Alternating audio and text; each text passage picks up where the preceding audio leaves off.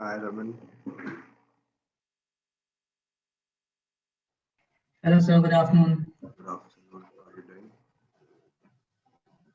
I guess other people are not joined today. On your voices.com. Just give me a 1 minute. I'll just put up the messages. It's on speaker right now. Now it's clear? Yeah, I guess other students have not joined. I have no idea. I think because of Diwali, people are busy. So do we have sessions on common weekend? I guess no, right? Other days, yeah, we do have. No, because coming weekend is Saturday, Sunday is Coming Diwali. weekends, I don't think so. We do have sessions. Right, because coming weekend we do have Diwali on 14th and 15th, na? That Yeah, is the only reason. yeah. Great, because so let's do one thing. Just Let's wait for next 5 minutes. If people join, then we'll start. sure, not a problem, sir. All All right.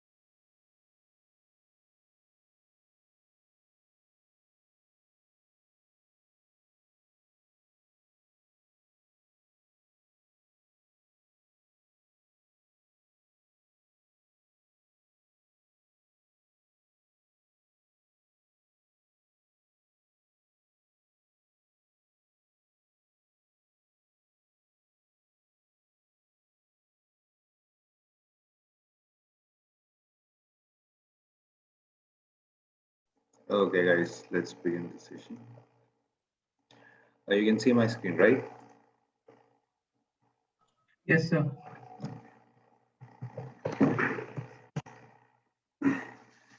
Today we're going to see that how to make reports. Now we have learned that how to perform security testing on the website. Now we need to present them, right? It's not the same way the way we are doing it. So for right now, till now, if we have made some reports, The reports have been made on the basis of bug bounty. Okay, that you found some vulnerability, you need to submit that vulnerability. Now, when you will submit that vulnerability, they'll give you that money. So that is what we call bug bounty, right? I hope we have been through Bugcrowd and all those websites, Yes, sir. right? Now we'll be understanding how we can basically create reports. Now there are report making also is an art. It's not just making the report and submitting it won't help you out. Okay. So for different scenarios, we need to create different reports. Likewise, if you're submitting the vulnerability related to bug bounty program, responsible disclosure program, then you need to create a different set of a report. But if you're talking about client, then the report pattern, the way of submitting the report is totally different. Okay. In bug bounty, you don't perform more than a day or 2 days or 3 days maximum. In client, it takes 3 weeks, 4 weeks, 5 weeks. Depends upon the site, how much dynamic your website is. Okay. So we'll be learning, we'll be studying what kind of client report we do have and what kind of data we put in client report. It's not that every second thing we put in client report. No, there are a lot of things we do not tell our client about. Okay, we don't tell them what tools we use. We don't inform our client that what kind of tools we use. We don't inform our client steps. What are the steps we perform to get this vulnerability? We don't do that. Okay, but in bug bounty or bug bounty report, we do tell them about the tools that we use burp suit, we use this tool, and we do tell them the steps about what we did. We do tell them everything about it. Second, how to make POC. POC is proof of concept. Whenever you submit the report for any particular vulnerability, you have to give them proof of concept. Proof of concept can be submitted in three particular manner. One is image, like you take a screenshot, so better to write screenshot. Yeah. One is you take the screenshot of that particular vulnerability and submit it. Likewise, XSS. It gives you the pop-up, you take the screenshot and then submit the vulnerability. That can be done. Second is video. So video POC, you don't submit it to the client. Until and unless it is like very, very important. Otherwise, we don't submit video POC to the client. Third is response. Sorry, request and response raw format.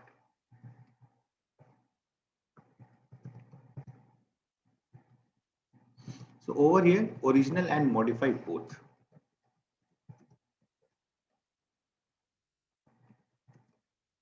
Okay. If you have not understood original and modified, I'll tell you, don't worry. Okay. So these are the things we required. Now we'll see how, first of all, like I hope you guys know this thing, that how to create a report when you're submitting vulnerability for bug bounty programs, and from where all the kind of bug bounty programs you can find. Okay, first let us talk about the report. Now different platforms might give you their own set of format. Okay, so if you talk about Bugcrowd,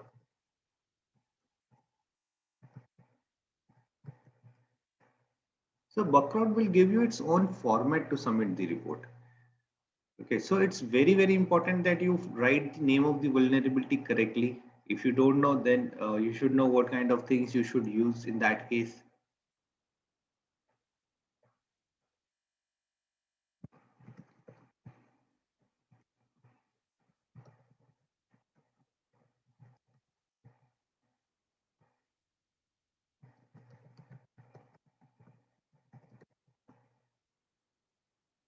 I've been opening this Bugcrowd for a very long time. Okay. So if you want to submit the vulnerability, this is the format in Bugcrowd. Okay, what is the format over here? First of all, summary title. If let's say you found any particular vulnerability on Under Armour and you want to submit that, how will you submit? You first need to find the summary title. Now, what kind of summary? What is summary title? Summary title means you can give title of the vulnerability on your own. Likewise, let's say you found SPF record missing. Okay, so you can write in summary title missing SPF. Okay, if there is no rate limit working or XSS working, you can write cross-site scripting XSS, whatever you feel like. Okay, if you want to explain the vulnerability in one line in few words, you can do that. That is what summary title means.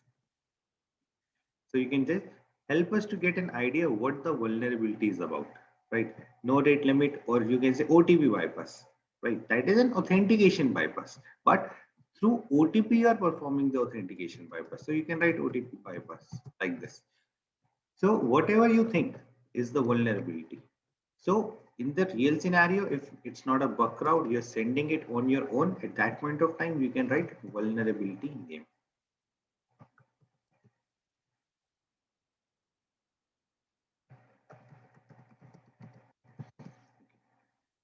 Then you need to provide the target. Target means which website you actually found the vulnerability. So there are possibilities that one website have different subdomains as well, right? So you need to tell the URL.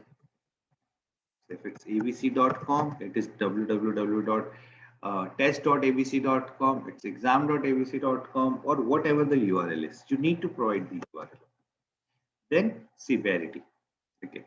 So severity means the name of the vulnerability. So likewise, we have already provided the name of the vulnerability over here. We are not providing the summary title. If you are making the report on your own for the bug crowd, for the bug bounty, not bug crowd. Bug crowd has a format, you have to follow this. Then technical severity means the name of the vulnerability. If it is, let's say, missing SPF. Okay, so missing SPF also have DMARC. So we can select DMARC policy. So what does it say? Server misconfiguration. This is the vulnerability. Server security misconfiguration. This is the name of the vulnerability. What do we have in this vulnerability? There are so many vulnerabilities in server misconfiguration. Mail server misconfiguration, email spoofing to inbox due to missing or misconfigured DMARC or email domain. Right? If we select this one, this is a P4 vulnerability. So this will tell you what is the level of your vulnerability, P1, P2, P3, P4. If I'll write SQL injection, it's a P1 vulnerability. It's very clear, right? If you want to find out that where your vulnerability stands, you can just click on your vulnerability and you will figure out what is your vulnerability exactly is. So this is P5. So this was something related to tokens. This P2, right? So it depends upon what kind of vulnerability you're looking for, what kind of vulnerability you have found. And over here, your background will help you out to get that vulnerability for you. Basically, if you don't know, okay, so you can go to the background and you can find what you have found. So let's say DMARC. So I just told you that for DMARC or SPF, what is the vulnerability? Server security misconfiguration is the vulnerability. So at vulnerability name, you can write server security misconfiguration, and in the bracket, you can write DMARC policy not found, SPF record not available, like that, right? Then you have URL. We have already provided the URL. Right? So there are two things. One is website, another is URL. So website can be ABC. Okay. Target. Target can be ABC, but URL can be different. So it can be abc.com/forgot password page. It can be this, right? So target URL is so target and URL can be different. So you want to put all separate. You don't want to put the target over there. That's totally your choice. You can avoid putting the target, and you can directly put the URL also. Okay. I'm talking about while you're making the manual report. I'm not talking about that you have a format and you decide to go. No, you don't decide to get that. When you're making a report manually, at that point of time, I'm talking to you. Okay. Then you have to write the description of the vulnerability. This is what is the main part over here. Okay. Even either in the background you talk about, or you talk about manually writing the report, this is a very important part, because over here you're writing the steps. How have you found the vulnerability?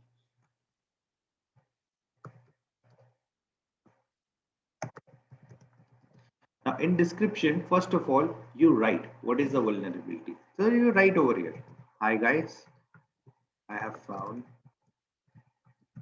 a vulnerability on your website. As I'm using the short forms, you please don't use these short forms. I'm just using the short forms to save time over here. I guess I found the vulnerability on your websites, and through which or due to which I can bypass the authentication. Okay. OTP bypass. And then steps to produce or found or reproduce. Steps to reproduce. Then you write the steps. First step. So let's say you have found a OTP bypass on a particular page. So what are the steps? First of all, you found on which page? Okay, you found on the sign up page, you found on the sign in page. What was the page all about? So you first go to the link. Okay, so give the link abc.com/sign in. Let's say you found on the sign in page. Second, enter phone number. Enter the registered phone number or random phone number. What? Okay, enter the registered, because it's a sign-in page. Sign-in page will only accept the registered phone number. It is not going to accept the random number. So over here, if you can provide your phone number, you provide your phone number. Okay, so write the number 123, right? And then just say send OTP. Click on send OTP or whatever. Click,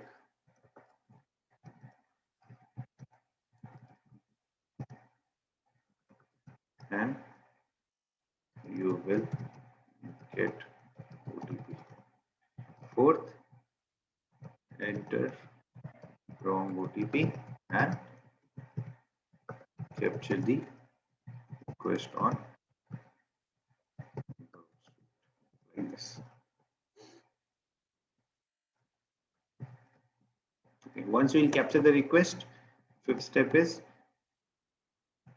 right click and select to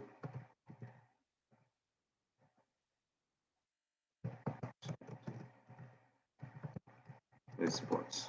Sixth,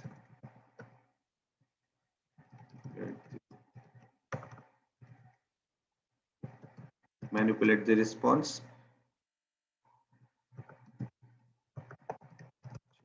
Status 0 to 1. Seventh, forward the request and you will see you are right. So these are the steps which we performed, right? So this way you need to write all the steps which you perform. Now this is not in case of client. This is, I'm talking about bug crowd, bug bounty, open source, where you submit only single vulnerability. Even if it's a government website, you're submitting this kind of reports to Netherlands government or US government or bug crowd, bug bounty, anywhere, wherever you're submitting it. Okay, at that point of time, you have to write all these things. You have to tell them which tool you used, what was the steps you followed. Okay, now this is the steps. Okay, then you need to provide the impact. What can happen from this? Another person can log in into the account can be overtaken by, so whatever all possible and dangerous impact you can think of. If you cannot think of, make one. Okay, it's very important that you show that the impact is very, very harmful for the website. If you cannot show it, you cannot like do it, because it's not at all harmful or not at all, it's basically can basically cause harm related to that particular attack. Then you can avoid it. Then you can just write whatever you think of in a simple language. Otherwise, you need to basically make sure that through that particular impact, no, because when until and unless they'll find it that this particular vulnerability can harm their system or harm the user or any kind of sort of damage can be given to their website or the company, they'll not take it seriously. right? So you need to provide the impact until and unless the impact says it's like your vulnerability says it's all, like SQL injection. It says it all. You just write the database can be lost. That's all. You don't have to write anything else. A hacker can steal your data. That's all, right? But if you talk about no rate limit, there is nothing much you can do about it.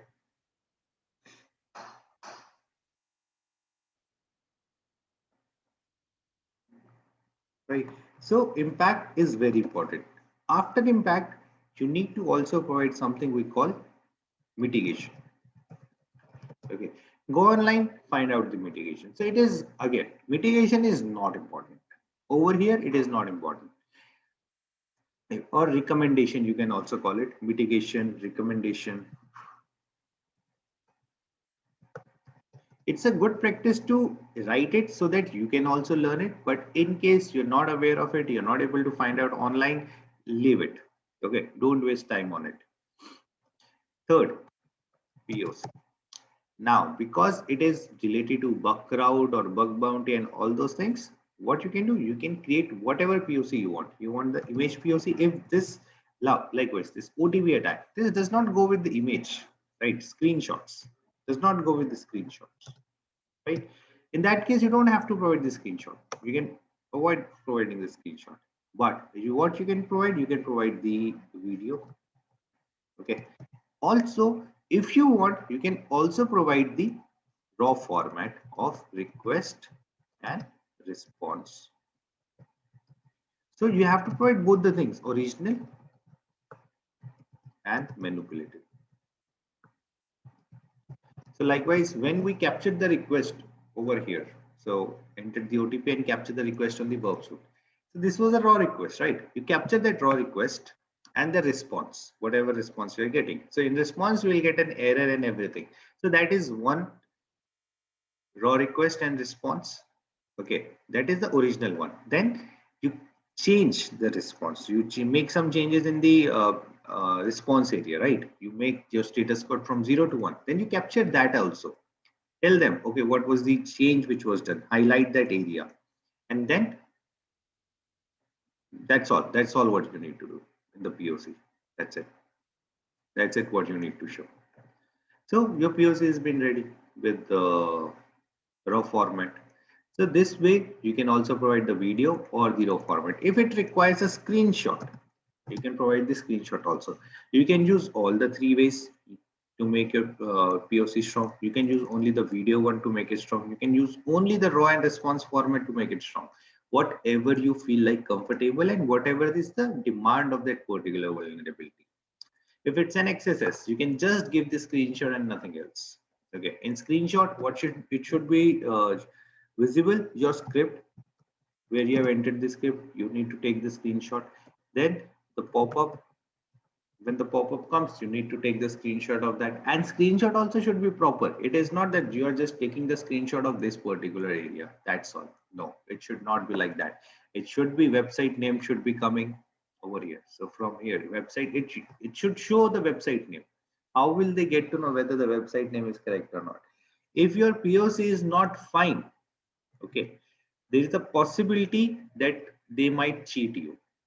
They'll basically mitigate it, and then they'll be like, okay, this attack is not working. You'll be like, I can show you the POC. They'll be like, show us. You will be showing this POC. They'll be like, this website is not ours. This thing can also happen. So make sure you are making the POC in a correct format. Okay.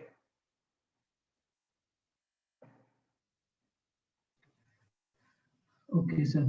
So, sir, I do have a question here. So, whenever we are creating a reports, so is it necessary to put the timestamps over there into the POC? It is important to put what? Timestamps, date and timestamps. Not getting your voice. Stamps, time span. Yeah, excellent. I'll just put it down onto the Chat chat box. window. Yeah.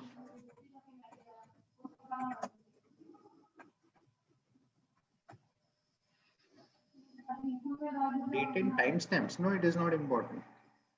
Okay, okay, okay.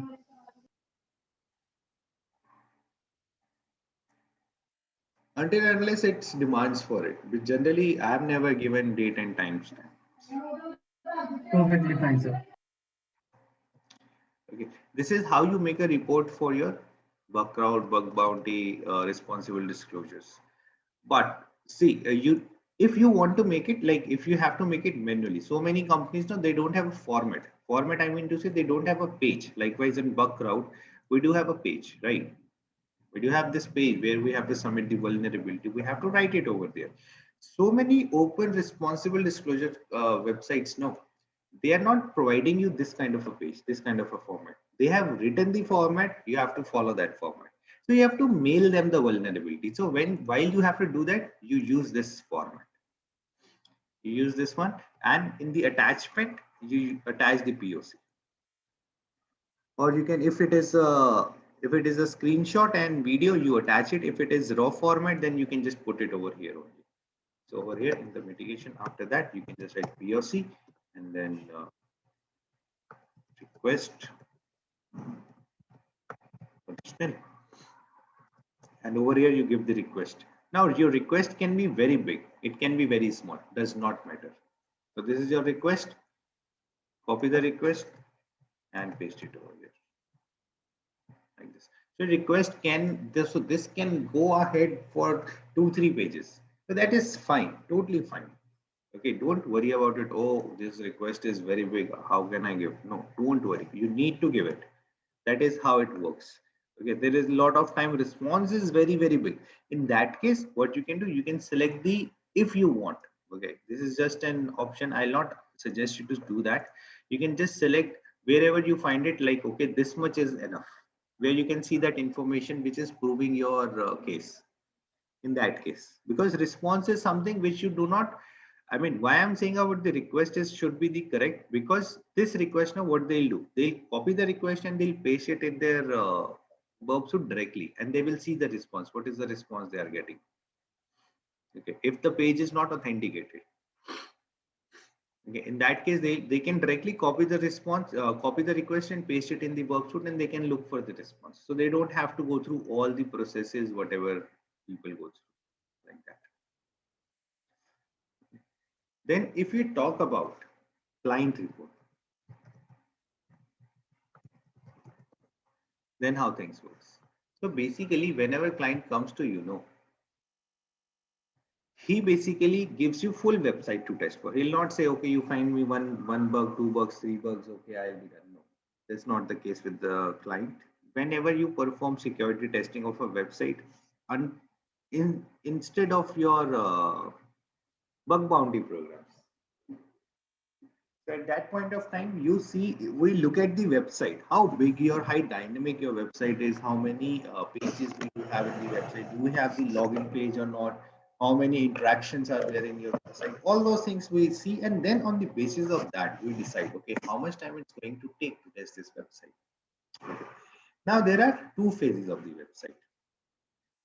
First is testing, another is retesting. Okay. Now, whenever client comes to he basically will ask you, basically you will ask him what he wants. He wants VA or he wants VAP. Now, what is VA? VA is vulnerability assessment.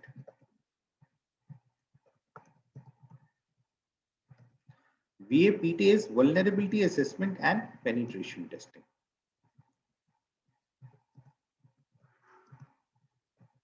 You can also call it pen testing, or you can simply call it pen testing, penetration testing. You don't call it VAPT because it's very big, so you can just call it penetration testing. Now, what is the difference between both? I hope you guys remember it. Whatever you have studied in last few days, manual testing you have done on a website, that is what we call VAPT, vulnerability assessment and penetration testing, in which you found vulnerabilities, okay, manually on your own, and then you exploited them and figured out whether these are vulnerable or not. So many times we have seen that a website, we tried to exploit it, but we were not able to exploit it. Right. In that case, we figured out, okay, the vulnerability has been patched and we cannot now get the vulnerability from this website. So this is what we call VAPT. In VA, what you do, VA is vulnerability assessment. In vulnerability assessment, if you guys remember, in the starting of the scanning topic, what we studied, we used a tool. We used two tools. One is Zap and Acunetics. I might have shown you Acunetics. Then we have studied about Subgraph Vega. So those were automated tools.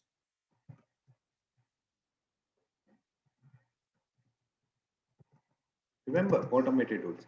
What we used to give, we used to just give the IP address, that's all. Then it used to basically figure out if we have any vulnerability exist in that particular application or not. And it used to figure out the application vulnerability from that application. But VA is not at all basically you can say you can count on it 100%. No, you cannot count on it 100%. You can just count on it for 20% or 30%. 30% you can say you can count on. Okay, 30% is not less. 30% is a good amount. Okay, but VAPT is important. Now, when you cannot count on it 100%, then why people go for VA? People go for VA after going through VAPT. Let's say we are doing VAPT. Okay, we did VAPT. Now, technology is changing. Things are getting upgraded. Sometimes all the servers gets updated, but some servers they didn't update it, some services they didn't update it. So in that case, they'll go for VA. Okay, they'll be having the tools, or they can go to the company and they'll be like, okay, do my VA. Now they'll run the commands and everything will be happening. Now in the end of the report, when the report will be generated through VA, they will tell, okay, your server is not updated. Okay, your SQL injection, there is a possibility showing that SQL injection is possible at this URL. So they don't have to go for finding out whether SQL injection is possible or not. They'll simply go to the URL, they'll just solve the URL issue. Okay, whatever is showing. So they'll just simply take an action over here.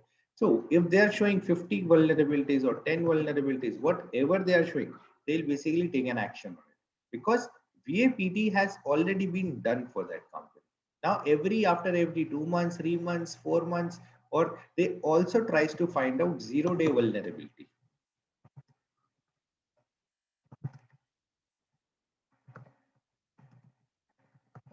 Using these tools. Now you tell me what is 0-day vulnerability.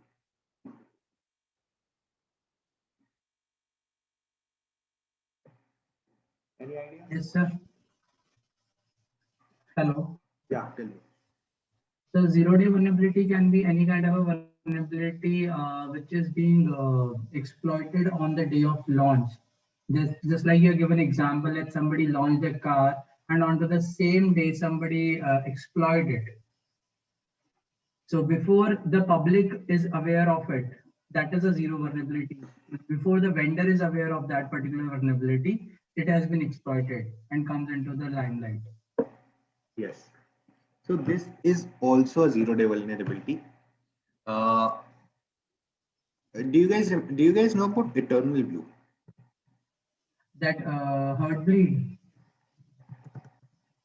Not hurt. Eternal blue. Not eternal blue.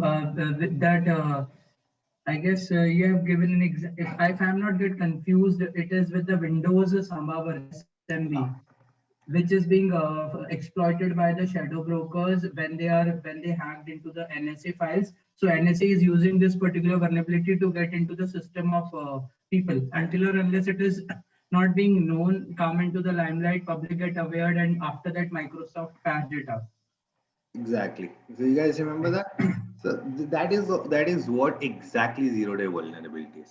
So people are not aware of it, vendors are not aware of it. The one who is aware of it, that person is taking the use of it. That person is basically exploiting that vulnerability. So likewise, now there are so many 0-day vulnerabilities available. So these particular tools figures out if like what exactly can happen through 0-day vulnerability. If SMB service is running in your Windows, okay, you run firewall, you run whatever, okay, I will be able to hack you. There is nothing which can stop me from hacking you if this vulnerability is running, if this particular service is running. until and unless there is a patch of the vulnerability and your Windows has been updated. Okay, so it will figure out, okay, is there any zero-day vulnerability running into your system or not? There are so many tools which have specially been created for this purpose only, to find out zero-day vulnerability. That's all. They not find out SQL injection, XSS, or all those things. No, they'll just find out that whether the zero-day vulnerability is there or not, like this. So, So, yeah. Uh, sir, I have a question here. So, let's say the people using this particular kind of vulnerability, like people, other persons have not been aware, like NSA is using. So, let's suppose the jailbreak happens for Apple iOS. So, let's say every time Apple launches, the new phone or the new iOS code, and it got jailbreak.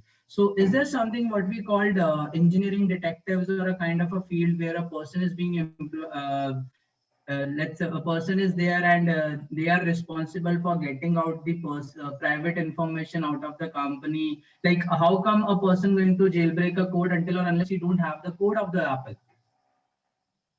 See, jailbreak is something different from what we are talking about. So basically, Uh, when you talk about jailbreak also, no, so getting the code, you can perform brute force attack. Now, if your system, if you have like an amazing supercomputer, you just take a brute force attack to basically get the password. okay, so the person who Or is or finding. there is also possibility that there is somebody from internal who is providing the password. There, it can be any damn thing. Okay, You so cannot guess it. okay, so like you are talking about the zero-day vulnerability. The zero-day vulnerability can be manually checked, or it can be going for the tools. If you're going for the tools, then what are the tools for this? See, manually, just Nessus, Econetics, these are the tools through which we find out. Okay.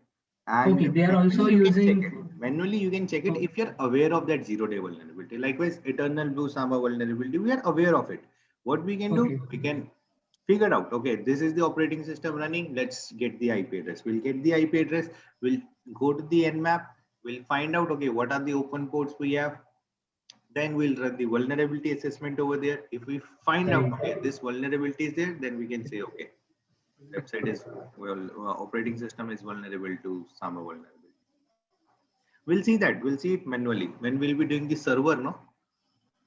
Okay, so no, my question is like you're saying that Acunetics and Nessus, these are tools which are providing the zero-day vulnerabilities to us. They are actually there is a scan and they are giving us the information about vulnerability. So whenever a company is launching, like Windows, when Windows launch that particular operating system, so they don't run these security checks onto that particular Arey, OS. before they were not aware of it, no? After they got Okay, aware of it. Once they are okay, aware of it, they do the security checks. Later on, when the, see, now let's say you're running your system, right? You're running your system now. In your system, you made some changes and you're running SMB in your system. Now you are right. running SMB in it. What's Windows issue in that? Windows, Microsoft didn't ask you to run it. Right. In that case, when you are running, So your voice, not able to hear your voice, sir.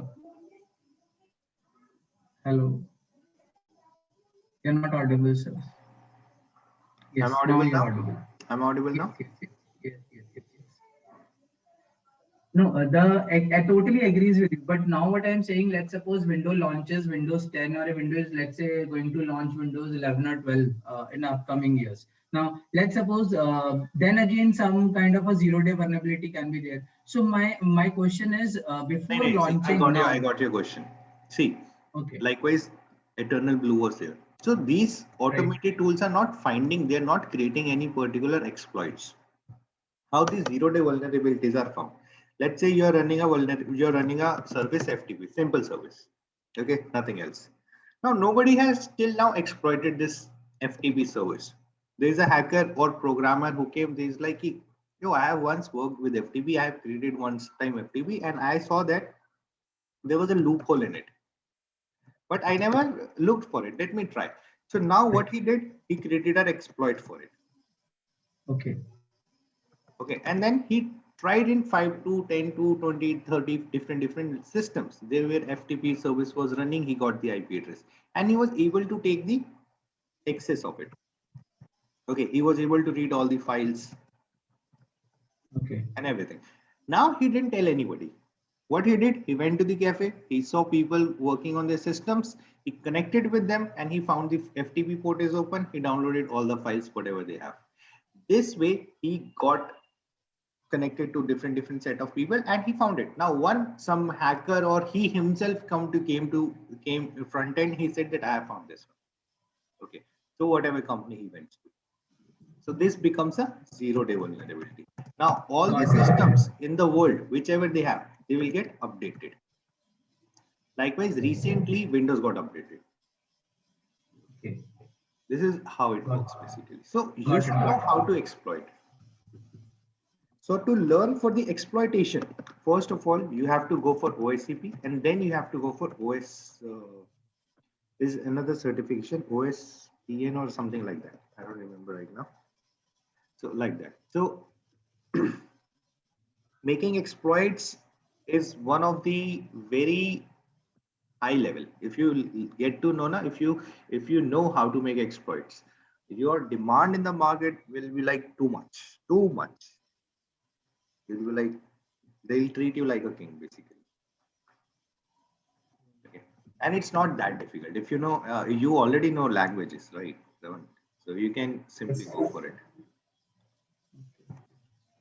Okay. Thank you, sir. Once client will come to you, no issues. Now, once client will come to you and it's confirmed that he wants to go for VAPT. Generally, clients will go for VAPT. Very few clients will come for VA because VA, they can buy the tool and they can perform it. I mean, big companies I'm talking about, not talking about the startups, those who don't have funds to hire somebody. Now, once they have decided they want to go for VAPT, now they need to decide which type of testing. So in this also, again, we have different type of testings, white box, gray box, and black box.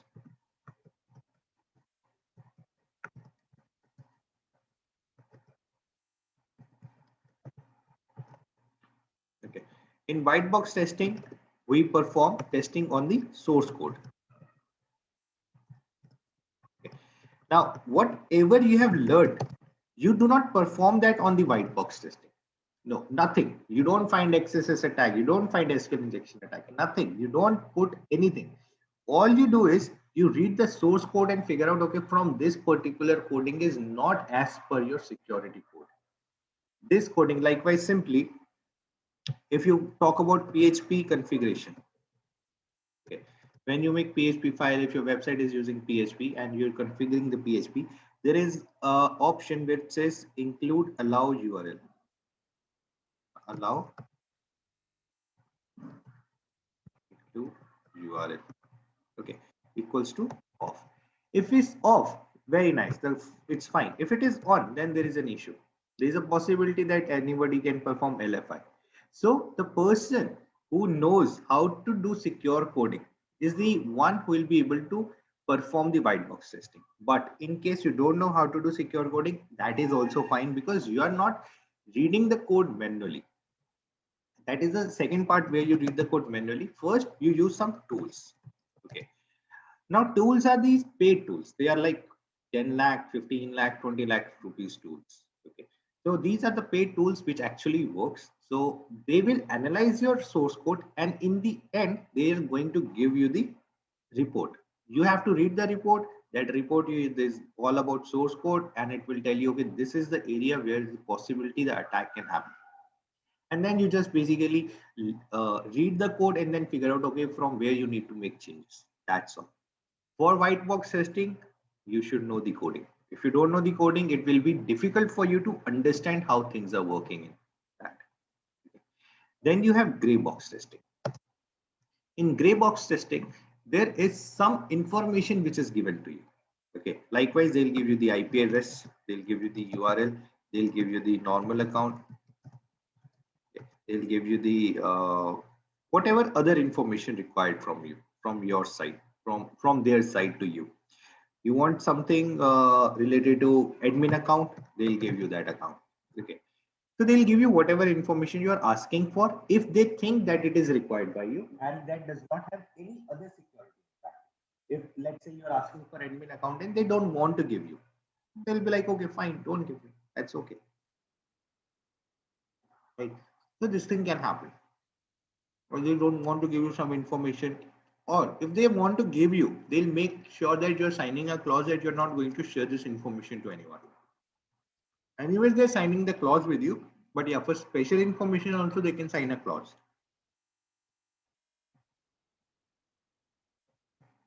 Then you have black box testing.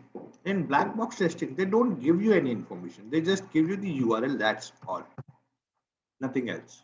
That is what we call black box testing. So if you have an option to create an account, you can create an account on your own and then find out if you find anything inside that website.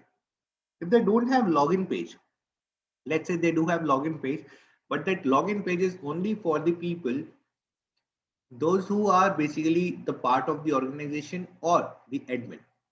Now, let's say in Critical, I am the part of Critical. When I want to enter into Critical website or if I want to enter into my email address, I cannot go there and click on sign up and create an account. No, my HR or the admin department will create an account for me and then I can log in. So these login pages are also there. So you have to see whether you're able to bypass these login pages, whether you're able to log in into someone else's account, like all these things. Okay, so in black box testing, it is little bit hard and tricky, but the number of test cases which you perform are little bit less. Likewise, there is nothing related to admin and normal page comparison, like privilege escalation, I'll say. So a normal account can take a privilege escalation of admin account. You cannot test in black box testing because there is no account which is being given to you related to admin. In case you have found that, that's good. If it is about client side testing, you can avoid it because you are not getting paid on the basis of that. Okay, so white box testing is the costliest one, gray box testing little less amount, then black box testing more less amount. So black box is the cheapest one, gray box is the costliest one.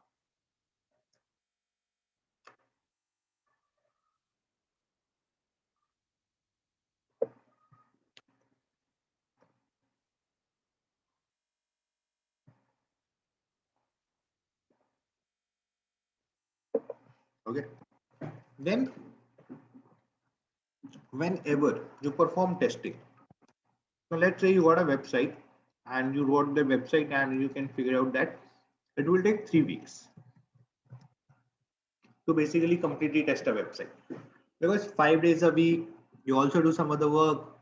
It's not only one website you're testing, there are other websites also, and you're not only the one who is testing. There's a team of 2-3 people, those who will help you out to test the website. So it might take 3 weeks to test a website. Now in this case, while this is happening, guys, just hold for a second. One second, I'm getting one call.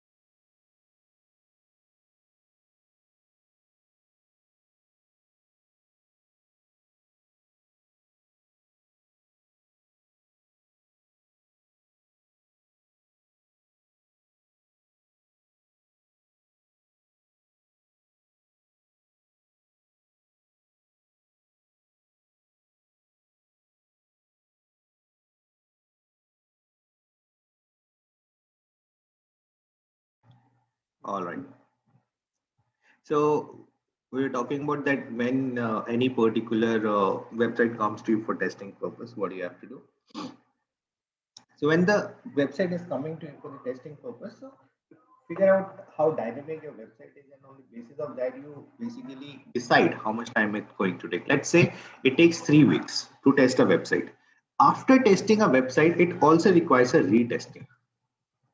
Okay, what is retesting? Retesting means that once you have tested the website and you have submitted the report, then they will basically mitigate the process, mitigate the vulnerabilities. Now mitigation might take 1 month, might take 2 months, might take 2 weeks.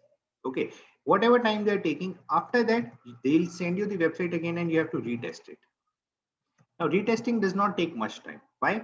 Because whatever vulnerabilities you have found, you have to basically figure out those vulnerabilities only. Now you are aware of it. If you have found even the 50 vulnerabilities, you can retest it in a single day or 2 days maximum. Does not take much time, right? So you have to retest it and then you have to figure out, are there any other ways that you can perform the same attack? Likewise, let's say price tampering. Okay, now in price tampering, let's say you found out that in the quantity parameter, if you are making the quantity negative, okay, you are able to decrease the price. Okay, you're able to make the price in negative also, minus 250 rupees. But they mitigated, you're not able to do it. But now you're trying to basically quantity, and you're making the quantity in this method. Now it is making you basically this.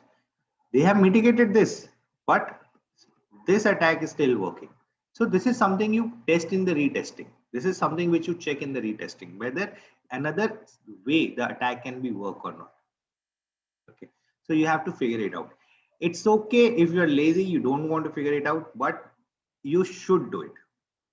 All right, you should do it. If you don't want to do it because you have submitted the vulnerability for this one. Okay, this is the internal things I'm telling you. But if you see according to the process, you should check it and you should figure out what if the other way is working or not. All right. Also, whenever you're performing testing, you say that okay, it will take 3 weeks. Now, when you are telling the company, no, it's going to take 3 weeks, so you have to start testing on the same day or the next day. You have to make sure. Why? Because after 5 days, no, your client will come to you. There is a possibility. Okay, after 5 days, your client will come to you and tell you, okay, whatever testing you have done till now, give me the report. Show me what is the progress of this. Then you send them the report. So that becomes report, or you can say, yeah, that becomes your report one. Okay, this becomes your report one because this is the first report you're sending. Then after, like, he'll get the report after 10 days. He'll ask, okay, till now what has been done? So that will be report 2, like this, right? Then he said that, okay, in this report, with the report you have sent, the second report, there were some issues. You make change in that issues and send me again. Now you're sending the report again, so that becomes report 2.1. This is the version of the reports. This is how you discuss. This is how whenever you guys do meeting and you have to discuss on some particular report. So this is how you call report. Okay, let's open the second report. Let's open the report number 2.0, 2.1, 2.3. Let's see for the third report. The third report you send, we had issue in that. Like this you discuss. We didn't understood in the third report. This was the issue. This was the scenario. So like this. So when you send the final report, whatever the report number you are sending, the timed of the report, that is the fourth report, fifth report, sixth report, or 4.1st report, 4.2nd report, this is how you do it. Okay. Now, while you make report, what kind of things you actually use? Let me show you the sample report, that will be much better.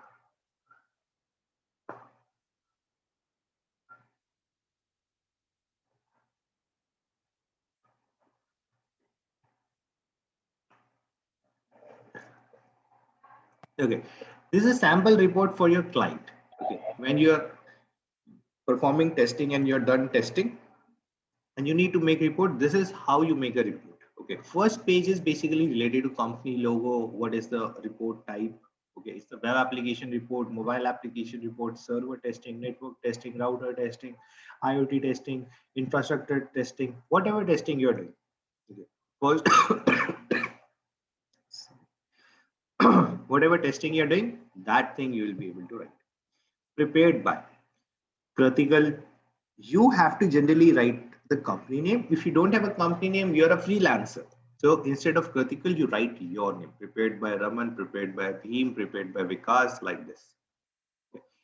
Then, so this is basically how we send report. Okay, you can make your own structure. You can make your own way of writing the report. It is not a compulsion that you have to send the report on this manner.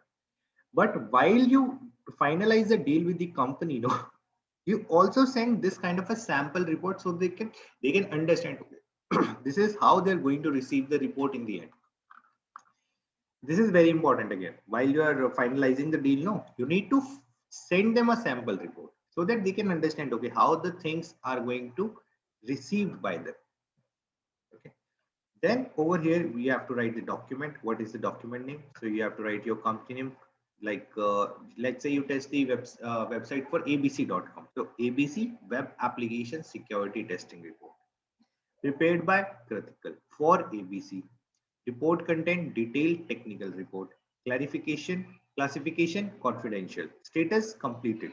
So status may you have to write it is completed. That this is the final report which we are sending.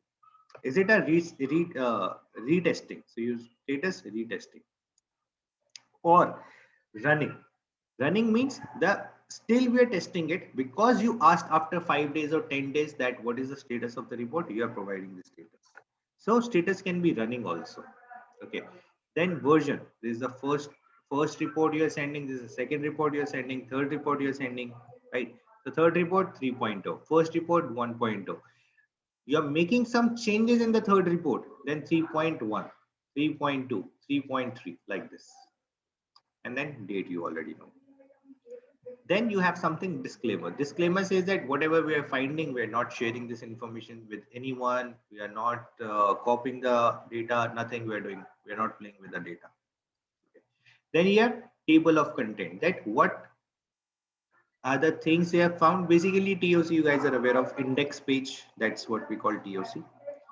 Okay, over here we have scope on the fourth page. Now let's say you want to directly jump onto the remote file access. So you can figure out, okay, what page is that? 17th. So you can just directly switch onto the 17th page because you want to see that. That's what it's all about, TOC. Okay, in TOC we have scope, that how you have found the scope, what was the vision of finding out the vulnerabilities. Approach, how you have actually tested it. You have used black box testing, you have performed gray box testing, you have performed white box testing, and what are the practices you have followed. Then threat meter, not that important, but yeah, for making it show off, it's like kind of works, threat meter. Then you have detailed information about your vulnerability, which is one of the main thing for this report, right? Other things were main important, but yeah, they were more of a show off than your report. Now over here, how things works. First of all, you have to write the issue. What is the issue? Okay, you have to write on in your own words. What is the vulnerability? Okay, so whatever vulnerability you have to write it in your own words. Likewise, vulnerability title we used to write in Buckraut, same way you have to write. So it says that buy any plan of your product for ₹1, right? Same, this means price tampering. In the bracket, you can write price tampering. Over here, you can add a column with vulnerability name, price tampering. We are not defining them this kind of vulnerability name over here. We are just writing over here whatever we want to write. If it's a price tampering, in the bracket I can write price tampering. So in the bracket they have written OWASP web parameter tampering, right? According to the OWASP top 10, it is OWASP web parameter tampering. We call it price tampering because we are tampering the price, right? Then abstract. Abstract means explain the vulnerability in detail, what the vulnerability is all about. Okay, explain it in details. This is what we call abstract. Then we have impact. Impact basically what can happen with that particular vulnerability. So you make sure that impact should be strong enough to cause fear in the heart of the people, those who are reading the impact. Fear, I mean to say, they should feel that, okay, this particular vulnerability can harm or can cause loss to our company. That should be the impact. Risk, is it a high risk? It is a low, medium. Okay. In case you're not able to figure it out, write medium. Okay. Don't write low, don't write high, write medium. In case you're not able to figure it out. Recommendation, basically how you can mitigate that. Now, this is very important. When you're talking to the client, you should know how you can mitigate the vulnerability. Otherwise, where client will go? How client knows how to mitigate it? So after you submit the report, after the testing is being done, they might call you. They might have a meeting on with you, with the developer. Okay, developer will ask, okay, what I need to do? You can ask developer, okay, you need to add this kind of a, you can say, uh, likewise, you need to add some special headers over there. You need to delete some headers, all those things. You need to make these kinds. So you should be aware of it. If you're not aware of it, you need to Google it and figure it out how things are working, how things are being mitigated. So you need to like obviously they'll tell you in advance that we need to discuss few things on this topic. If you don't know, make sure you go Google and make sure you're prepared for it. Okay. And in the interview also, there's sometimes some possibilities are there. They might ask you for the mitigations as well. So just be prepared for it. Then proof of concept, POC. So in this case, we are writing raw format. So you see request with the original. So whatever the request, how big your request is does not matter. Okay. And this is the modified request. So they have made some changes over here and done. Then there's a response corresponding to modified response, the modified request. So when we modified the request, we receive the response. And this is the original request, like this, right? Then we have to write the second issue. So what we are writing, we're writing the abstract, we're writing the impact, we're writing the risk and recommendation.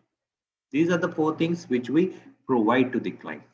Okay, we're not writing the tools which we are using. We're not providing the video POC. We are not writing the steps how we found this vulnerability. We do not have to tell them the steps. If we'll tell them the steps, they'll get to know. Then they'll not come to you know how to perform it.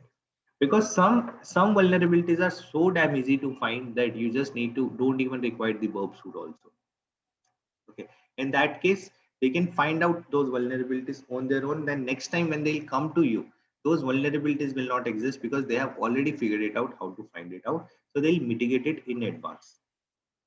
And if you will not find something good for them, they'll be like, okay, what kind of testers you have? Those who are not finding good vulnerabilities. Okay. Now, there are so many times you might face an issue while creating the report that I don't know what vulnerability is that I don't know what I need to provide it over there. So in that case, what you can do, you can visit HackerOne. Okay. So what do you have to write? You have to write HackerOne report. So like you can just write the name of the vulnerability, like say XSS HackerOne report. Go here and read for the HackerOne report. Google it. Google is like gives you the much better response to these things. XSS HackerOne. See, you will get all the reports from HackerOne related to XSS. PUBG. Somebody found in PUBG.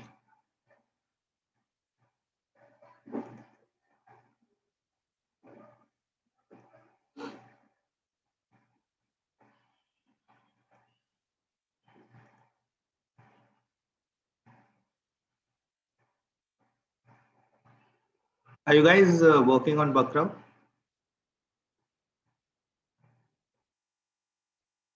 Not right now, sir. Okay, then start working on the Background. Okay. I'll tell you a few things about Background also right now. See, so this is the report this guy has created. Okay, so impact, and then all the steps he has written, attachments, he has given the URLs, the vulnerable URLs. If you just click on it, right now vulnerability is not there, so it's not giving you the pop-up. But yeah, he has given the links also. Same way over here also. See summary. What is the summary? There is the summary. What is the description of steps to reproduce? What is the script he has used? This is the script he has used. Okay. Click run and save access will trigger. And if you want to see, you can just click over here. You'll be able to see the POC. Impact. Attacker can steal the data. How much money he got? $700. Okay. Mobile PUBG. mopub.com. This was the website. Okay. So you can also learn from here. It is not only to basically figure out the see he has provided the POC in this manner. It is not only to basically copy the report hacker one you can use it for the learning perspective also. How now you guys are aware of the vulnerabilities, you guys are aware of how to perform those vulnerabilities. Okay, you guys are aware how to make the report, so you can read the report also, right? What you can do, you can visit unofficial hacker1.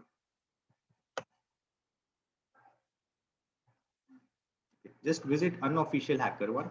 Unofficial hacker1 is a website where there are a lot of reports which are available. You can read the reports and you can learn. Likewise, from these reports I have learned so many things. Okay, so many advanced level things. So likewise, let's say you can just read about the vulnerability and figure out, decide if you want to read about it or not. Let's say no rate limit for confirmation email lead to huge mass mail. Right click. When it was found 4th November 2020, recently, 4 days before. And it is not at all a surety that the report will be there. Report is not there, not coming. Yeah, so we do have the report.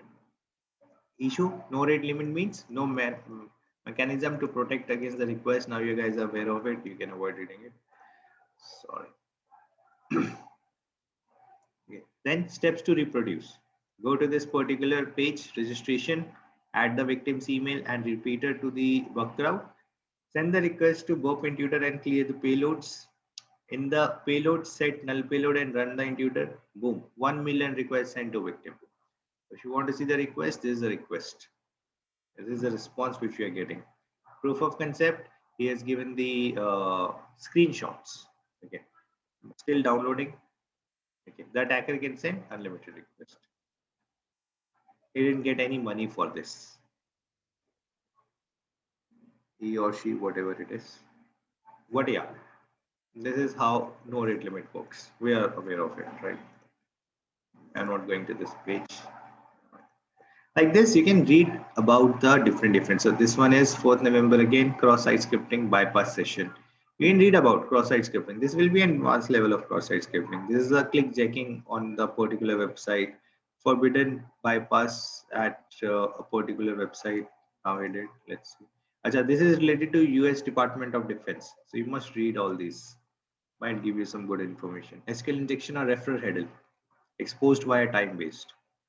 See that? This is nice. Must read it.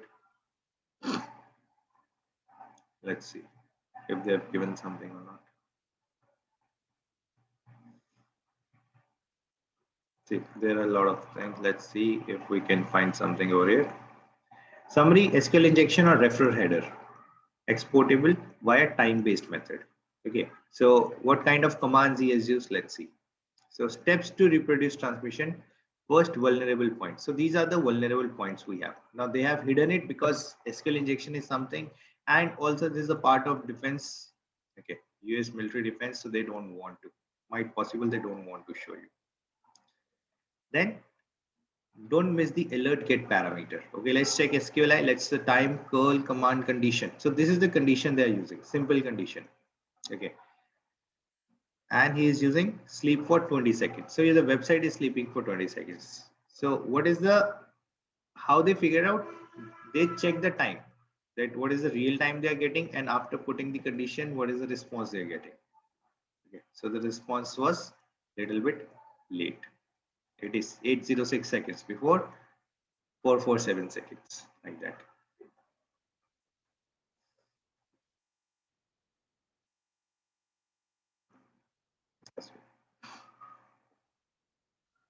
So you can read about different reports and get the more knowledge, more information about your target.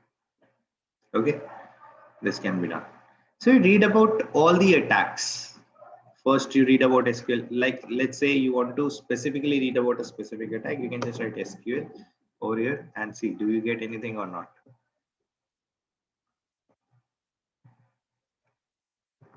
Yeah, you get it. See, now all these attacks are related to SQL, blind SQL injection, MySQL, SQL injection, SQL. Now, if you want to read, you can read about SQL injection and you can practice SQL injection a lot many times. Okay, you want to read about XSS, just write XSS, hit enter. These are the XSS reports. You can only read about XSS if you want to. You want to read about price tampering, let's write price. See, these are the keywords I'm just using randomly. Okay. Ability to buy pro subscription by arbitrary reduced price. Okay, let's see what it is. Ability to manipulate price with maximum threshold of less than 1 rupee in support right parameter. An attacker can buy the market article for lowest price and it also allows for negative quantity. So you should remember the quantity thing which I told you. Although total price manipulation using negative quantity.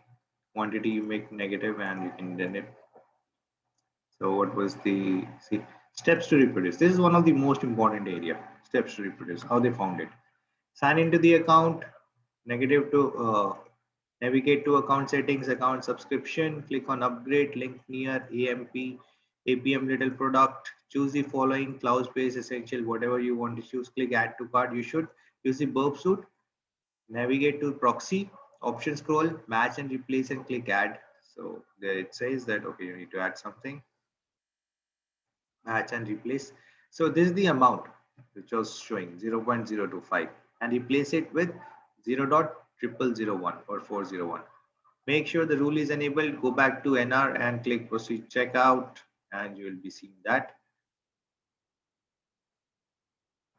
There are a lot of things in it changed. So basically at the end of the day he was able to reduce the price.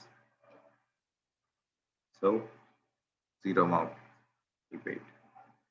Okay, and here's the screenshot you can read. And how much money he got for this? Only $203. Basically $200 he found. He got for this one. Okay. For this one, oh my goodness, $2,000. Okay. All he did, it just made the price your quantity negative. That's all. He made the quantity negative. He got $2,000 for that. See that? Same way, $3,500 again for negative quantity. You want to see, you can just see it over, click over here, it will guide you to another page and you can read and learn about it. Yeah, so this way you can learn more onto your HackerOne. Okay, and make sure you do that. It's going to help you out.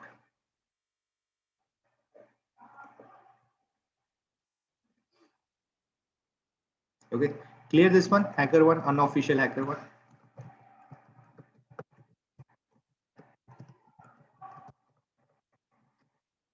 You can also go to LinkedIn.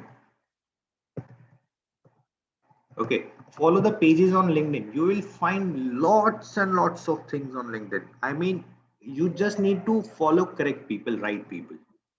Okay, when you'll follow the right people, no, go and follow bug bounty pages, bug crowd pages. You will find people are writing reports in a very simple language and layman language. You can interact with them. You can ask them, how did you find it?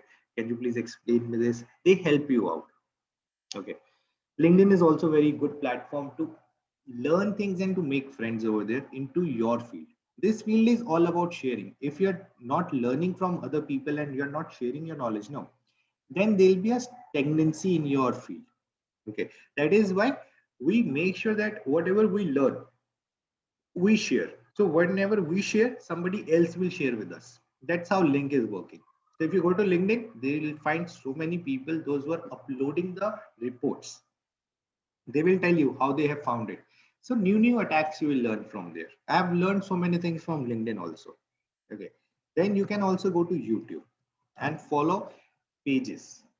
So in YouTube, you can follow different people, those who are telling you about different attacks.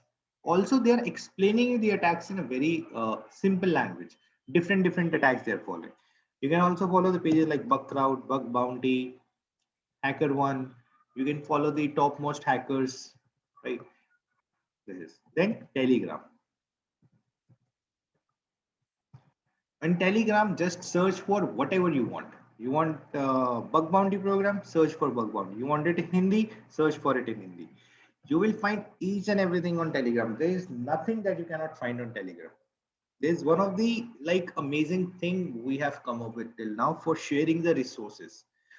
If you're planning to buy anything which is online and it is paid, don't buy it. Go to Telegram, try to search for it. If you're not able to find it, find a group where you think that this can be found. Okay, and then just request them if they can download it for you.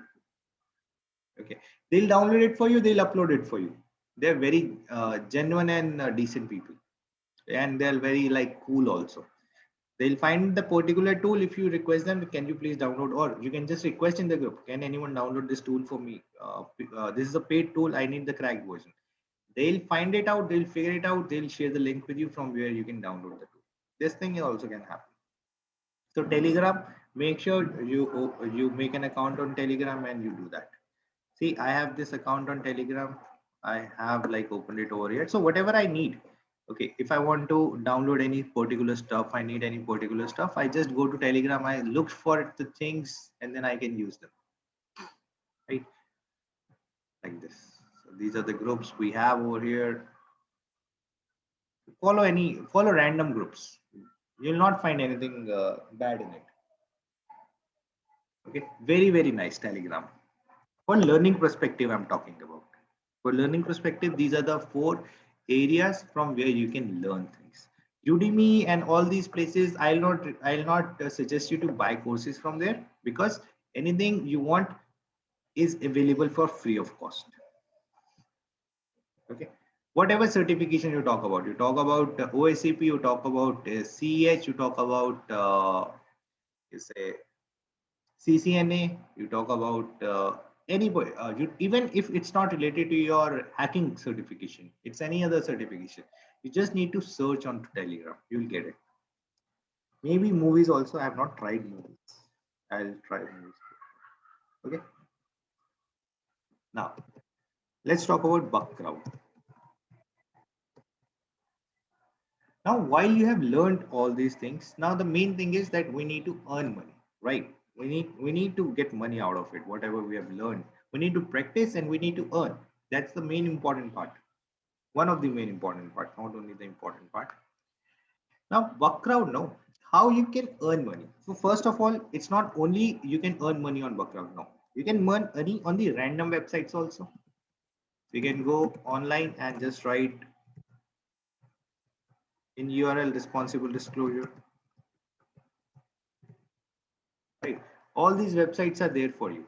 Now see, simple, let me open it up.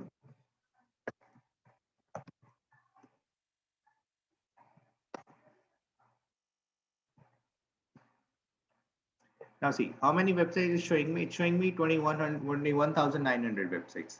If you give a space over here, sorry, your result changed.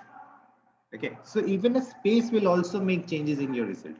All right, so make sure whatever you're searching for, what you are looking for, even if you make it like capital letter, or instead you delete something, you add something, you give a slash, responsible disclosure, bug bounty, if you search for more result, right? Now I can use this one and I can just try it out on random websites because they have responsible disclosure available. I'll get money out of it, or any sort of reward I'll get. It's loaded items. You don't have to find on these. You don't have to perform these attacks, all those things, right? So this is one of the things. Second, you can try on Bugcrowd, HackerOne, Integrity, all these platforms. Now on these platforms, how do you earn? How do you start earning on these platforms? First of all, you need to basically, reputation plays a very important role over here. Okay, very, very important role. What do you mean by reputation? Now in the starting, nobody will going to come and will give you the website. Oh, test my website, I'll give you money. No, nobody is going to come. So you have to basically first prove yourself. Do the things for free of cost. So you go to Buckrowd, pick the public program and start finding out the vulnerabilities. Now, when you're going to find the vulnerabilities and your vulnerabilities find correct, okay, acceptable, they're going to give you points. Okay, and the points will basically decide your rank.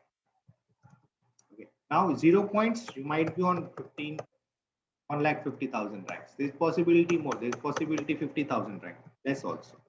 Okay. Now, when you start earning points, let's say you reach to 10 points, you are on 5,000 rank. Okay. You reach to 100 points, you are on, let's say, 1,500 rank. You are on 300 points. Then you are on, let's say, 700 or 300 rank or 700 rank. All right. Now, this is a good rank. Reaching to top 1,000 is a very nice thing. I mean, you have given your effort. Now, when you now to reach to this level also, it takes a lot of time, lot of effort. It's not that within a month you will be able to reach. If you're giving like 5 hours or 6 hours per day on Buckrowd, then it's possible you can reach to this rank on within a month. Otherwise, this might take 2 months, 3 months, and this is totally fine. Don't be in a hurry because you're learning right now. You're not like an expert who needs it everything right now. No, it takes time. Even the person who knows things, it's not easy for them also. You must be thinking that it's easy for everybody, those who know things. No, it's not easy. It takes time, it takes effort, it requires patience. Now, when you start basically receiving the points and ranks, now there are 3 types of programs which we have in Buckrowd. Okay, first is public. Public programs, everybody has access to public programs. People find vulnerabilities on public programs. Now, it is difficult that you find some vulnerability in public program, fresh vulnerability. Fresh means that this vulnerability has not found by anybody. That's what we call fresh vulnerability. So it's difficult to find out that in public program. So you get duplicates. Okay. After you have reached to a particular level and every day you are performing the task. So every day you are submitting 2 vulnerabilities, let's say. So it's a good thing. Okay, this is one of the best practice. You're submitting 2 vulnerabilities every day, even if it's a duplicate vulnerability. Why it's a good practice? This way, there's an algorithm running in Buckrowd that who is the person who is active on Buckrowd. This will make sure that your graph is on the top because you're practicing, you're submitting the vulnerability every day.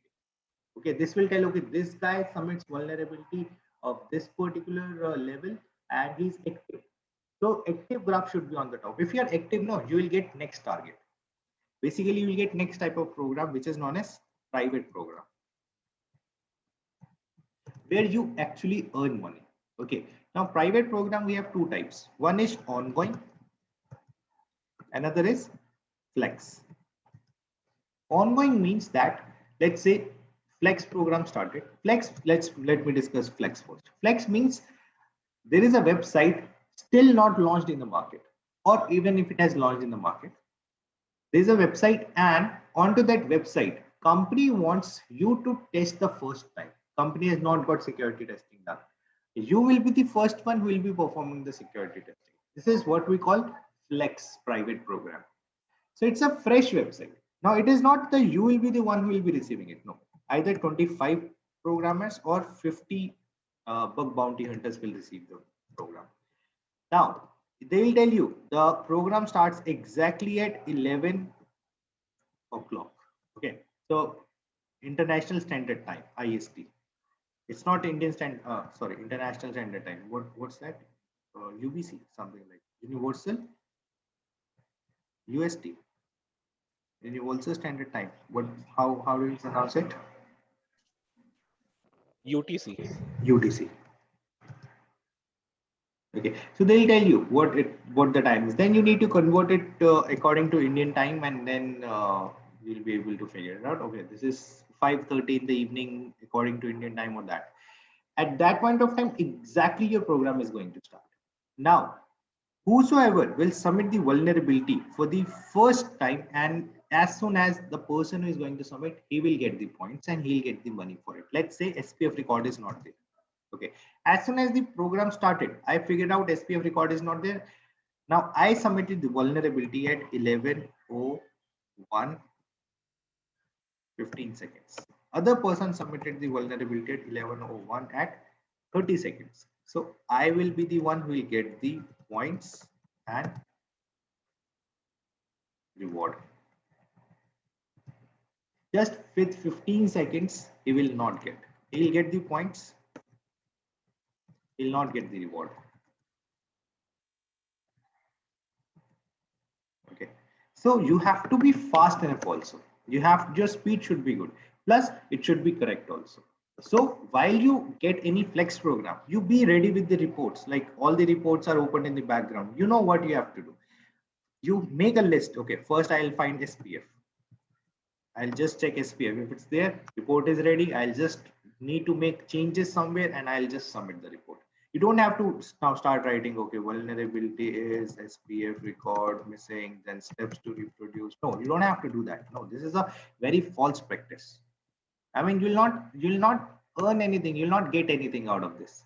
Because when I started bug bounty, this was what my practice was. In the first 1 month, I didn't even earn a single penny. Then I basically researched a bit. I got to know, okay, what are the practices we can do. So this is how you do it. So you already should have all the reports available with you. Okay. As soon as the program starts, you just open the report, make changes, whatever changes. You need to make changes over here. You need to make changes over here. You need to make any other changes. Copy the report, submit, finish. 20 seconds, 30 seconds, maximum 30 seconds, report should be ready. This report is already ready. I don't have to do anything. That's all. Copy paste, right? So I'm not writing over there. I have found a no rate limit request. Impact is this, something is that, something is that. So that takes a lot of time and effort. So you have to be very fast, right? This way. So make sure your reports are ready before you start the program, right? And then you should have a list of tests you are doing. So in the starting, make sure you perform those tests which are simple to find, like SPF. You don't have to go to verb suit, nothing. You just need the name of the website. That's all. Found, done. Found, done. Like this, right? If you can take help of your friend, that's very nice. Very, very nice. You pay them some money. No issues in that. Tell them I'll pay you 10% or 20%. The vulnerabilities you're finding, or you can pay them 50% also. That's not a bad thing, right? Because according to the timings, if you have more number of hands to help you out, that's a big deal, right? So you can tell them, okay, you find this vulnerability. If it exists, we'll submit that. If we get the money, we'll do 50-50. So easy ones you can give them, or the hard ones you can give them, or whatever vulnerability you want to tell them. You can just take this support the way you guys want to. This is what we call flex program. Now, flex program, let's say they'll give you 1 week or they'll give you 2 weeks for this particular program to work on. After 2 weeks or 1 week, this program is going to be closed. Closed means now you cannot submit vulnerability over there. Now what they will do, they will send this program. Okay, after 2 weeks, 3 weeks, 4 weeks, 5 weeks, whatever time they want, they'll send it to someone else. So that if in case you guys have forgot to find something or you guys were not able to find something, because generally you'll be giving effort only for first 2 days, that's all. Third day, nobody is going to touch the website unless you have not touched the website. Okay, so they'll send to another hacker. That will be basically ongoing. Ongoing means the program has already been tested by somebody else. Okay, it's still a private program because it is not available in the public area. So this will now go in the ongoing private program. So ongoing private program also, there are possibilities that you might be able to find some vulnerabilities. You might be able to crack some vulnerabilities in ongoing private programs also. From here also you can earn money. Okay, this is also a possibility. Now, once you are active on the bug crowd, Okay, and you're submitting the vulnerabilities. Your point is also increasing, your score is also increasing, your rank is also good, your availability on the bug crowd is also good. So they will keep on sending you the public programs. Okay, now I'll show you my rank on the bug crowd was 500. Okay, 516 or 512. Now it is 707. Why? Because from a very long time, I think from 6 months or 7 months, I have not even opened my account. So I'm not active on bug crowd. So they are decreasing my rank. Okay, I have 3112 score. I was on 500 rank. Now because I was not active, so neither they're sending me any private program, nor I am active, so they're not even like increasing my rank, they're decreasing my rank. So this thing also happens. Okay, so until and unless I'll come back onto the bug crowd, I'll start submitting the vulnerabilities, I'll increase my rank, I'll increase my points, it will increase my rank as well. Okay, so because I'm not active, they're not sending me any particular programs as well. Let's see. Sorry.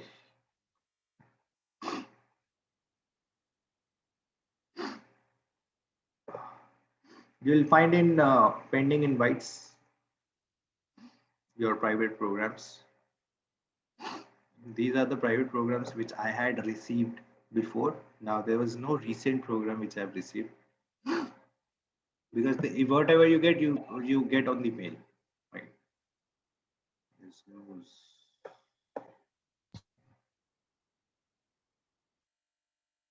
What is the focus area? This is the focus area they have. Then for low level, they're going to pay $100. Medium level, like this, they're going to pay. These are the areas. These are the links.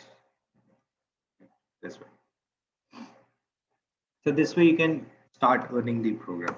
You can like start performing on bug crowd, make yourself at a good place so that you can start receiving the private programs. Once you will start receiving the private programs, then every month you will get 2 or 3 programs, which is more than enough. Okay, more than enough to earn near about 1 to 1.5. Okay, it's easy to earn 1 to 1.5 lakhs per month using bug crowd. Very, very easy. It just takes your hard work, effort, and time and patience. And definitely you should have skill. If you don't have skill, nobody can help you out in that case. This field is all about skills. You need to improve your skills, you need to learn new things, you need to improve your speed, you need to understand what you're doing. It's not just that capture the request, throw it there and then perform this. No, you should know in the background what things are happening, why things are working. Okay, so you need to give your own effort also to learn things. And if you're planning to continue this particular field as your career, you should actually, I'll say, okay, you should learn JavaScript and PHP or Python. Okay, any particular language from Python and PHP and JavaScript, I'll say, because your web application is built on these languages. When you will read the source code, you will understand, okay, this is the wrong coding. I'm not saying you should know how to develop, how to perform these testing, no, how to write the codes. You should even like basic things should be clear. Okay, if the code is there, you should able to understand, okay, what this code is all about, what the code says. Alrighty, clear?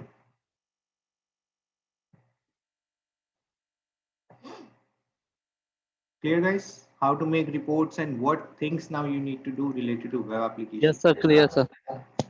right? Okay. Any question till now from any of the topics you have? Sir, not a question, but again, I mean, just the way you have shown it for the hacker one, can we see it in the bug crowd also? No, What Buckcrowd. resolution? Okay, Buckcrowd does not have any reports area, but Buckcrowd has a testing area, like what all things you should test. So we call it VRT Buckcrowd.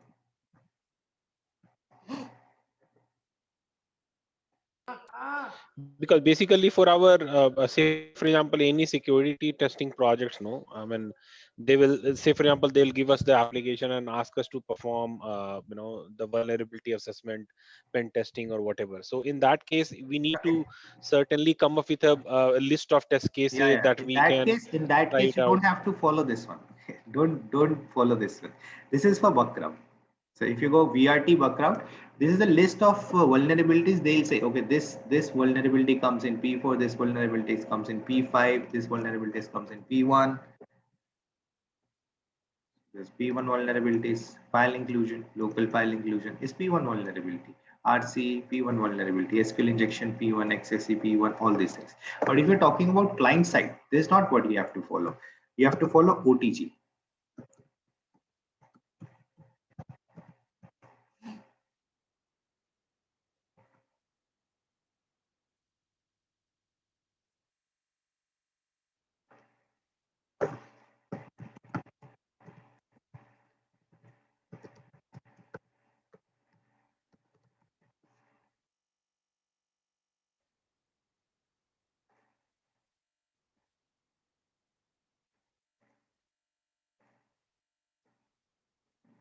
This is what we call a WASP testing guidelines. OTG means WASP testing guidelines. You guys are aware of a WASP?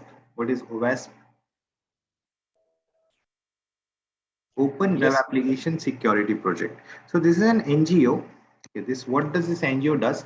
Every year or after every 2-3 years, no, this they basically collects data from the market and comes up with the new particular top 10 vulnerabilities which are prevailing in the market, like XSS and injection, different injections, or all those things. Okay, so they basically tells you these are the top 10 vulnerabilities every company should check. Okay, so now over here you see web application security testing introduction and objectives. So what are the checklists you should have? So we start from here. I start from here. These are something configuration issues. I don't do that. Like that's my personal choice. Okay, you want to do it, you can do that. I don't do that because this is all related to configuration. Likewise, HTTP methods, SST, strict transport policy. Likewise, if I'll delete S from here, okay, will it open my website in HTTP or not? Like that. I'm not hitting enter because it will refresh it, everything. Like identity management. What are the things you need to test in identity management? First of all, role test role definition, then test user registration process. So you also have the basically you can say this is not the correct one. Show it the complete testing.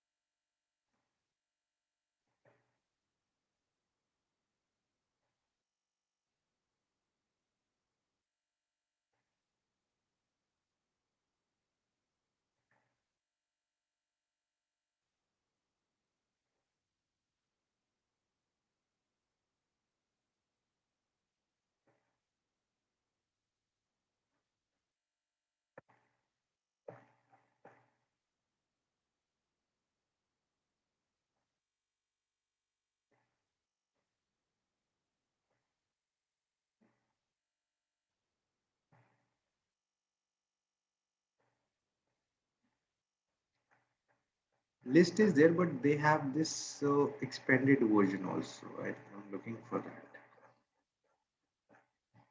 that, in which they have like explained each and everything that what this vulnerability is all about.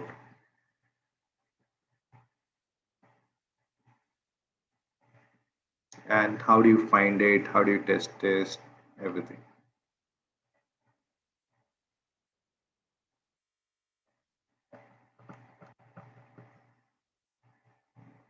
Let's see it over here. So this belongs to 25 to 207. Let's see.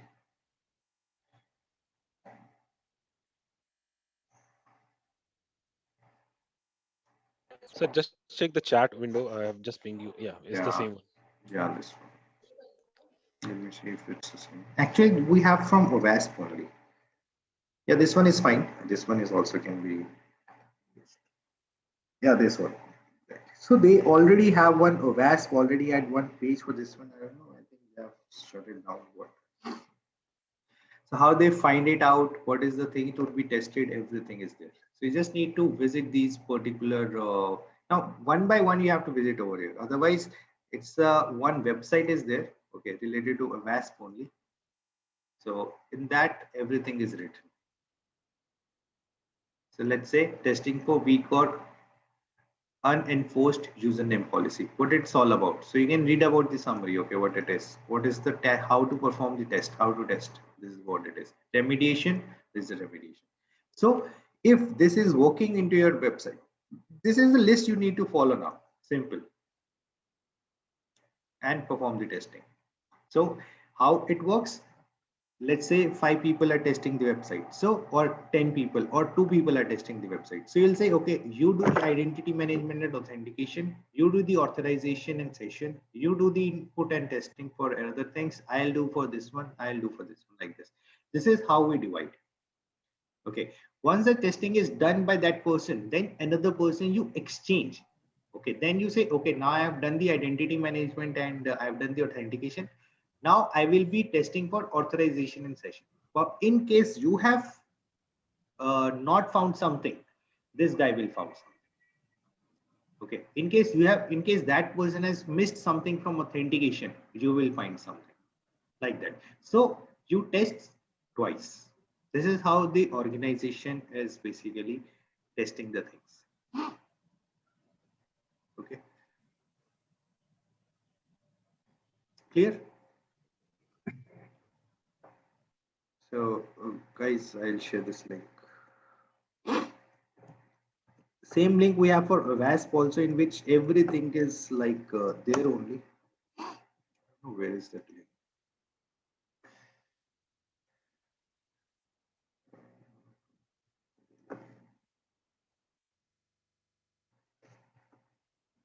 They have the Excel checklist also, like easy to see, easy to remember.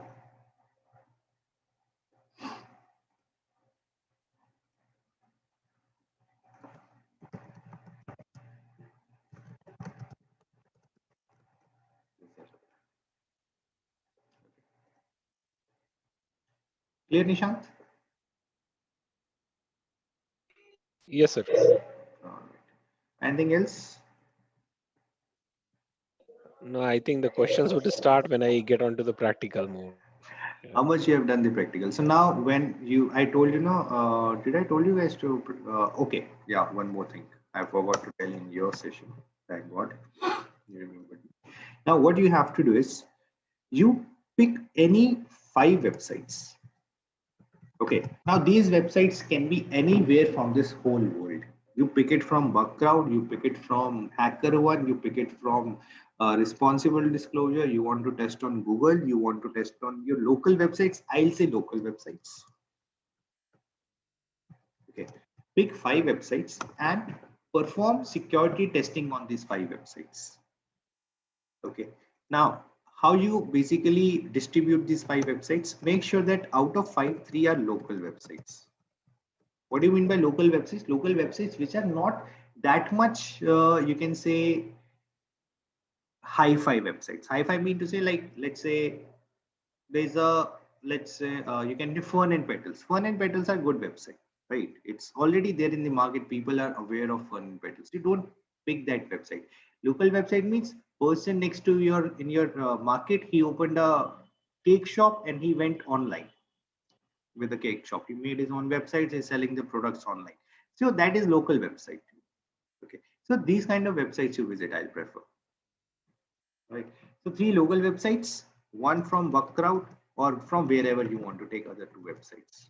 You want to take those also as a local website, so you want to take it from Responsible Disclosure or government websites, whatever you want to do. Make a report of it. You find any vulnerability, submit the vulnerability if they have responsible disclosure. If they don't have responsible disclosure, don't submit it. Okay. Make a report of it and let me know once it is done. So for 5 websites, take 2 weeks. Okay, it's 8th today till 22nd. I think more than enough time. 22nd of November. Try to basically find out the websites, or try to perform the security testing on these websites and submit the report to me. Okay, 22nd November. 2 weeks are more than enough, I suppose. 1 and 2.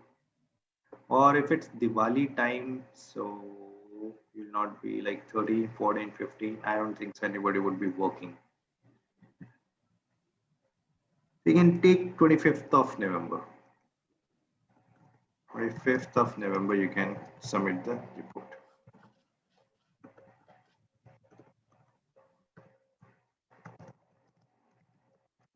You have to submit, you just submit on my email address.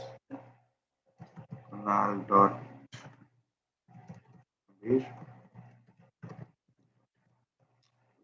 If you'll do this, no, you will be like expert in security testing.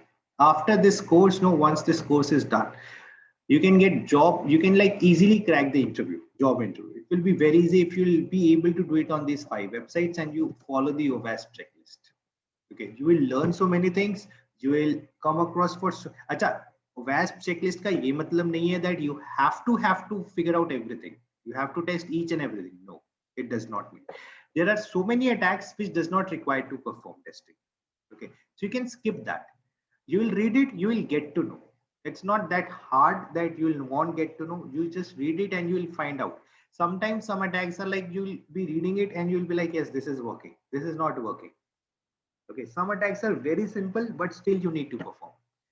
It basically asks you to log in and log out. That's all that you need to figure out. It will ask you, okay, provide 10,000 digits as a password.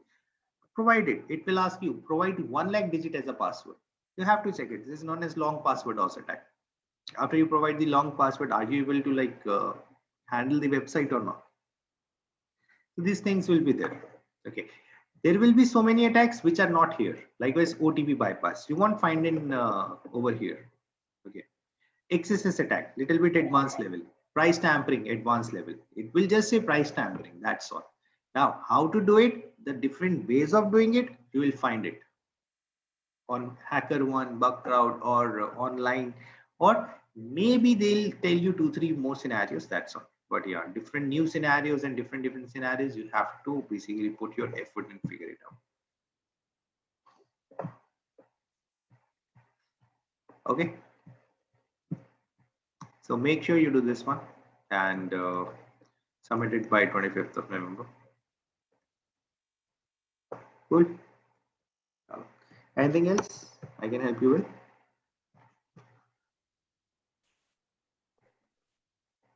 Guys, clear everything? So overall VAPT karna, sir, we have to do the VAPT on all these websites. And can we use automated tools also?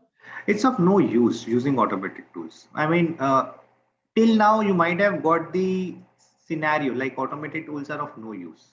I mean, they are of use until and unless they are paid. We don't have a paid tools. Right. So anyways, you have to do it manually, everything. Like even if you use the automated tools, you have to later on find the manual response, manual result. You can use it, no issues, until and unless it's on Bugcrowd and it says that you don't have to use it. And by the way, you can use it. Nobody comes and says, "Oh, how dare you to use automated tools?" Until and unless it's a client testing, you can use it. It's just like, let's say if you are going for a local website, if you are performing each and everything manually. So let's say that is on a different scale. So first of all, we need to go for each and everything manually. What will be the approach? What I'm thinking is, let's say first I'll go for a VAPT on each and every website. I'll try to find out, perform all the testing methodologies which we have learned till date. Right. After that, we can run a VA tool for that particular website just to check that whether if we have something which is extra over there. Yes, you can do that. Right. Yeah, you can do that. Hello. Okay, guys, then just do it. And in case you face any issue while you're testing, just let me know. I'll help you out with that. Okay. Clear? Then I'll see you guys around next week. Achha, next week, I have no idea that what days we'll be having off, what days we'll be working. Like Saturday, Sunday will be working, or not. I'll let you know, guys. Okay, we'll send you a message and then we'll see. Sure, sir. Because Saturday, Sunday is Diwali next week. I didn't check. And Saturday is Diwali, Sunday is not. Yeah. Yeah, maybe then we can have a class on Sunday. Maybe, I'm not sure. Saturday is preparation for Diwali. Sunday is Diwali, sir. Sunday is Diwali or Saturday is Diwali? That kind of choti Diwali and badi Diwali, I guess. Okay. We'll figure it out. Okay. Chalo. Sure, sir. Okay, guys, then see Sir, you. web application security testing mein how many sessions are remaining, or is it That's going that's to all. be Finish. okay? So today is supposed to be the last session for web Yeah. application security. Yeah. But in case you face any issue, you find something that you need to know, let me know. We'll discuss that. No issues in that. Sure, sir. So, sir, what will be the next Things topic that we are going for? because there are so many things in web application, right? I cannot cover everything, but still, if you face any issue, you want to learn something different, you find something that okay, this thing was mandatory, that is required in the market, something you feel like that, let me know. We'll discuss over it. Okay. All So, right. what will be the next topic we are going to learn? Next Topic, yeah. next topic. Maybe we'll go for social engineering. Okay. Perfectly fine. Okay. Hello, guys. Then I'll see you around. Sure. Bye Okay, bye. sir. Thank you. Bye, sir. Good night. Bye, sir. Thank you. Bye, sir. Thank you. Good day.